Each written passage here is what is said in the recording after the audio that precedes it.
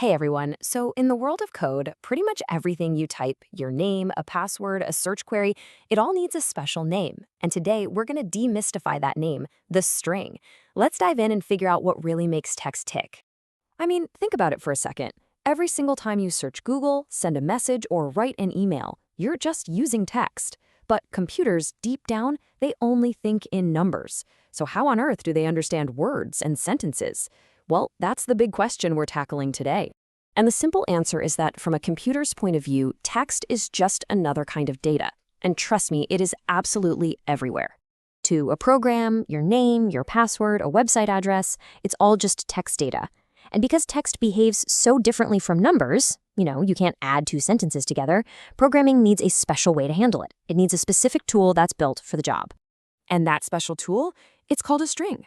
But honestly, let's think of it as something way more versatile, kind of like a Swiss Army knife for anything and everything to do with text. So, what is a string, really? Well, the official definition is a sequence of characters.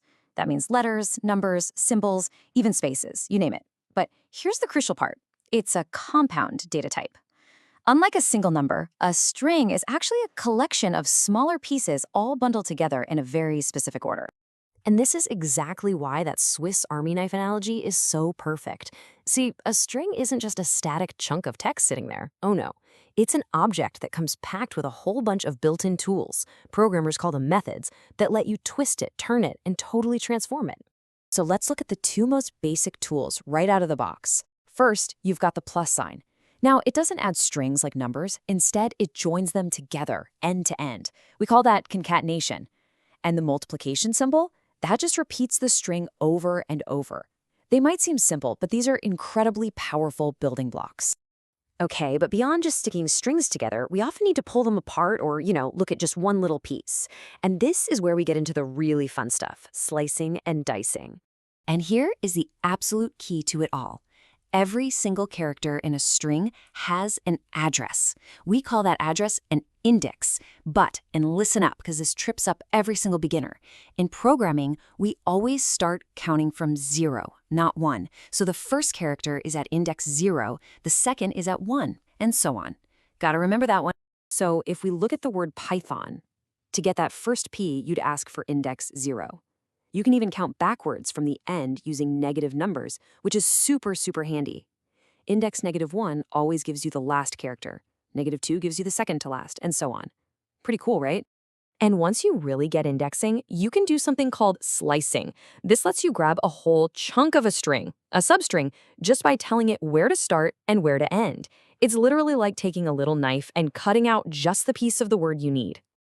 Now, here's a concept that might feel a little weird at first. Strings are immutable. That's a fancy word that means once a string is created, it can never be changed.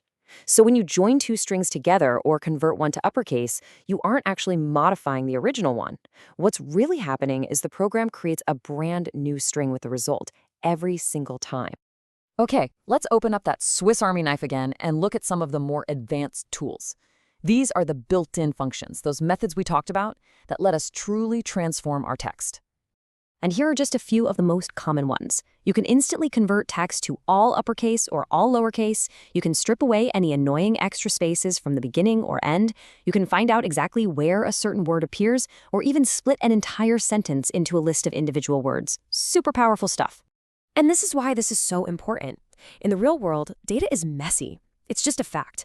These tools are what programmers use every single day to clean up user input, format reports, and standardize all that messy data so it can finally be analyzed correctly. All right, so let's put our new Swiss Army knife to the test, shall we? We're going to tackle a classic little puzzle, the palindrome challenge. So what's a palindrome? It's just a fancy name for a word or phrase that reads the same forwards and backwards. Think madam, or nurse's run, or race car. Our goal is to write a program that can figure out if any phrase we give it is a palindrome. So how do we solve this? Easy. We use our tools. First, we have to standardize the text. We'll use that .lower method to get rid of any capitalization issues, and then we'll remove the space. That turns race car into just race car. Second, we need a reversed version, which we can get in a snap using slicing. Finally, we just compare the two and see if they're identical. And what do you know? Race car is exactly equal to its reverse version, so yes, it's a palindrome. And just like that, we've combined a few of our simple string tools to solve a real logical problem. Honestly, that's programming in a nutshell. So if there's one thing you take away from all this, let it be this. Being able to confidently handle and manipulate text isn't just some minor skill. It's a genuine programming superpower. It unlocks your ability to work with the vast, vast majority of the world's data.